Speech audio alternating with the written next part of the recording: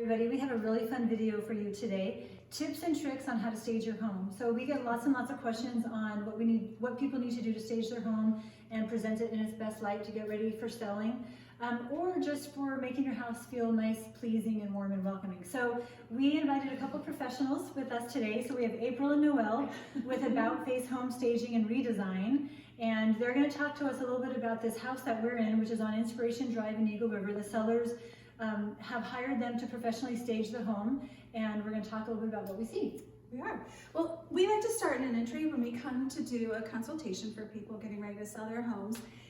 This is what the buyer is going to see the minute they step in the front door. And what we're trying to do with staging is to create a livable, comfortable atmosphere that helps people want to spend more time in the home. The National Association of Realtors says the longer you can get a buyer to stay in a home, the higher likelihood there is of an offer being made. And so with staging, we're trying to get people to move through the house. So we could do that. So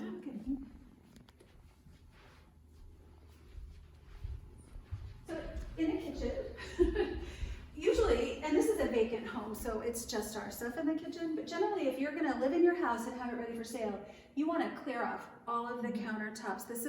We say this is what's staying in the home. So you wanna show off the real estate in the kitchen, and empty counters look bigger. And when we're staging, we just usually put one or two things out.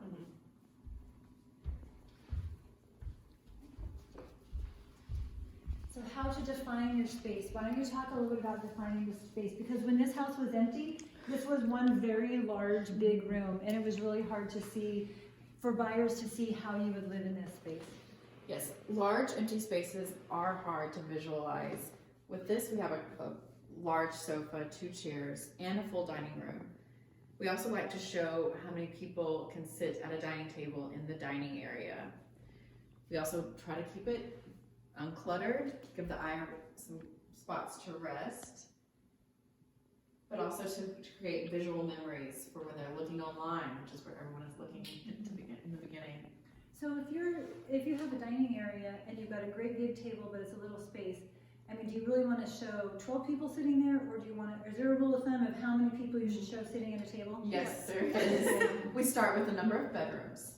So we try to accommodate at the table the number of bedrooms and people that would be in bedrooms. So is this a 4? 4 bedrooms. So we try to do at least 6. So we'll at least do 6. So here we are, we have 6.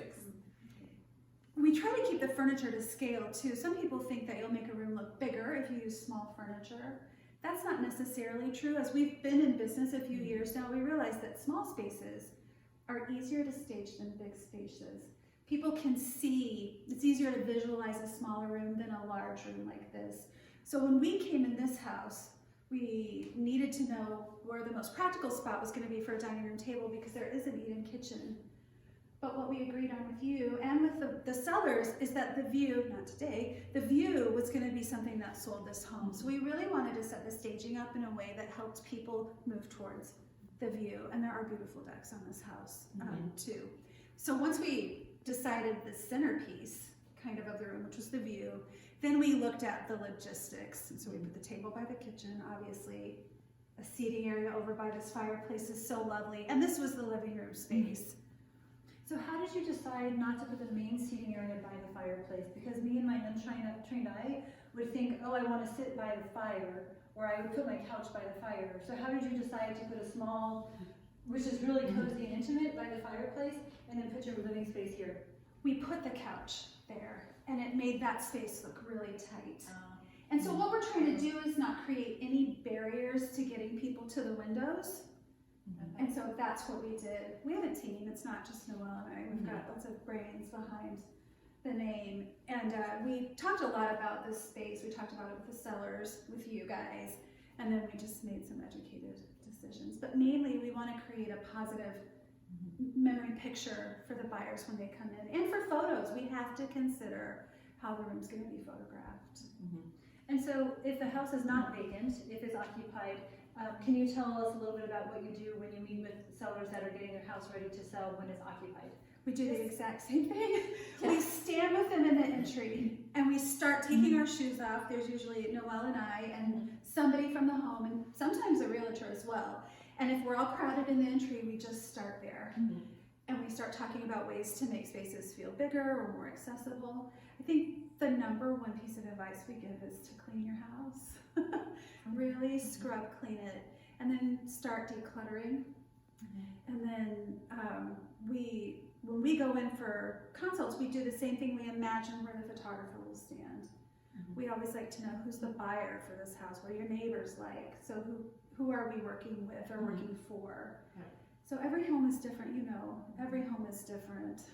And don't forget the entry. When you're standing there, the realtor's opening the lockbox, clear it out, sweep it out, clean it. Even if it's just a small entry, the doorway, clean it. Well, thank you both so very, very much for being here today. We really appreciate it. And if anyone is interested in having their home professionally staged or redesigned, because they do that as well, their contact information will appear at the end of this video. So thanks for watching. We appreciate it. Thank you. Thank you.